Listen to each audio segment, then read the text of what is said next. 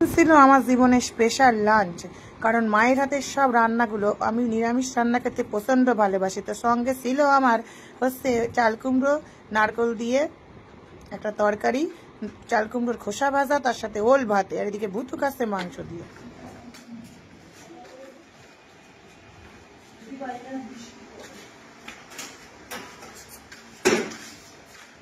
তুমি কি স্কুটি নিয়ে যাবে এখন? কোথায় যাবে? বাংলাদেশ? বাবা, মাইয়া কি সাজো করেছে আমার মাইয়া। এবার বলবে একটু স্টার্টটা দিয়ে দে। ওঠ তুই ওঠ,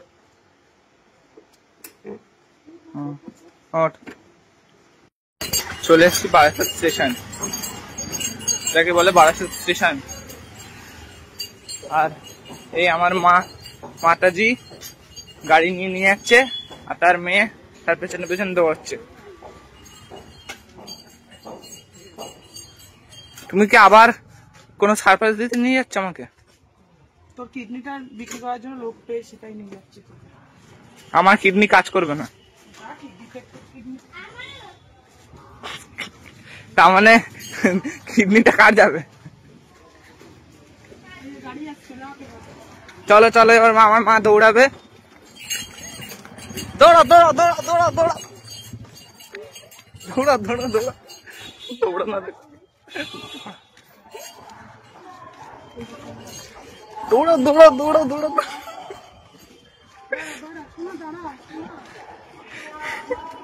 দৌড়া না, দেখো দৌড়া দৌড়া দৌড়া দৌড়া দৌড়া।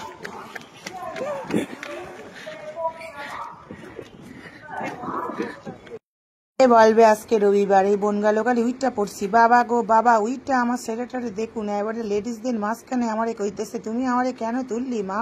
আমারে কি দেখে তোমার লেডিস মনে হয়? যাই হোক, তারা তো অনেক বুঝায়া সুজায়া দাঁড় করায়। স্যার এই যে বালিকাটারে দেখতেছেন, ওই পাশে একখান মাইয়ারে তারে 1 থেকে 100 অব্দি এমন গুনাইছে।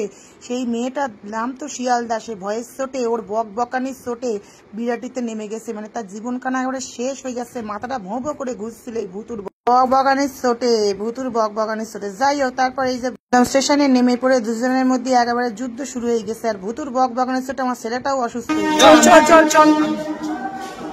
হ্যাঁ মাইয়া, তুমি নিজের ব্যাগ বোয়াও, এখন লোকের লোক ব্যাগ বইতে পারছে না, বলছে বইয়ে দে।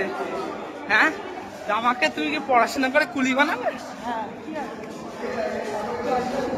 মানে কি বলবো, কিছু বলার নেই তোমাকে। আর ঠিক আছে, ঠিক এইরাম অত্যাচারটা হয়। এত অত্যাচার হওয়ার পরেও যে আমি বেঁচে আছি, ভগবানের কাছে অশেষ ধন্যবাদ।